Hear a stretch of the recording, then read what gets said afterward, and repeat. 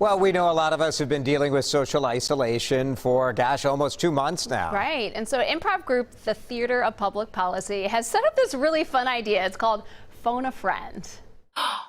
You know what? It's Tuesday. I'm going to phone a friend with the Theater of Public Policy. It's Tuesday. Oh my gosh, I'm on. That's awesome. I hope I get a call. So here's how it works. Anybody can call for free, and then they'd have a fun chat with a delightful improv cast member. Joining us live on Skype is one of those delightful improv cast members, Erin Roberts. Erin, nice to have you with us.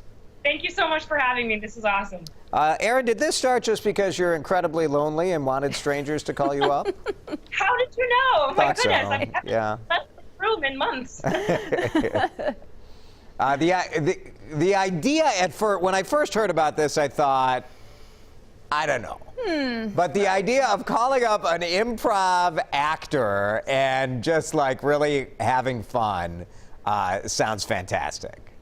Well, it's funny you say that because that's one of the reasons we changed the title from Call an Improviser to Phone a Friend. Because we found that people were getting a little intimidated, like that they needed to call and perform themselves. And what we really are trying to set up is just an opportunity for someone to check in. And we're great listeners. We love to chat and whatnot, but we also love to listen. And we're here to provide comfort or a joke or listen to your day. And it shouldn't be intimidating. It should be an opportunity to just connect with someone when you are social distancing. Right. If anyone's ever been to an improv show, you know that these performers are witty, they're smart, they're funny, so they're really great people to talk with. Erin, I know you've been fielding a lot of these calls. Tell us about some of the ones that you've had.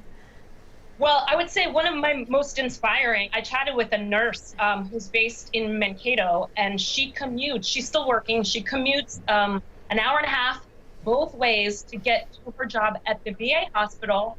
And so she took a break, she was on a break, and she went outside for a walk, and she called me, and she was just like, you know, I've been busy, I've been working, but I think I'm really missing people.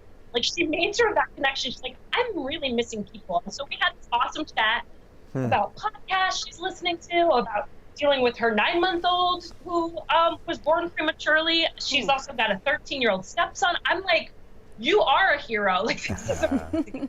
That's cool. And it's just, you know, we had a couple of good laughs, but we were also tuning into sort of what's been going on and some hardships, some frustrations she's been dealing with. And it was great for me, too, to just listen and be inspired by her.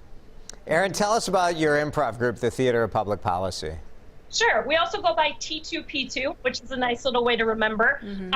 It's a group that was formed in 2011. And it's been performing locally and nationally since then. We do improv shows. The idea is to take potential local or national issues that might be a little bit difficult for people to talk about or discuss. And we try to put like a humorous spin on it. So it makes it a little bit more stomachable and people can actually enjoy these kinds of interactions. Yeah. So we have a lot of different programs that are even running now, a lot of virtual stuff that we've been putting out, some content. And this is just one of the things that we've been trying out. We got a grant from Springboard for the Arts, and very generous of them. And this is a free program, so we encourage people. Oh, here's another cool thing about it.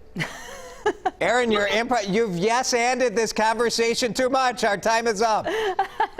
But we're going to tell everybody how they can find you. Please do. Erin, Thanks, thank Erin. you. You can call Phone a Friend. It's 833-542.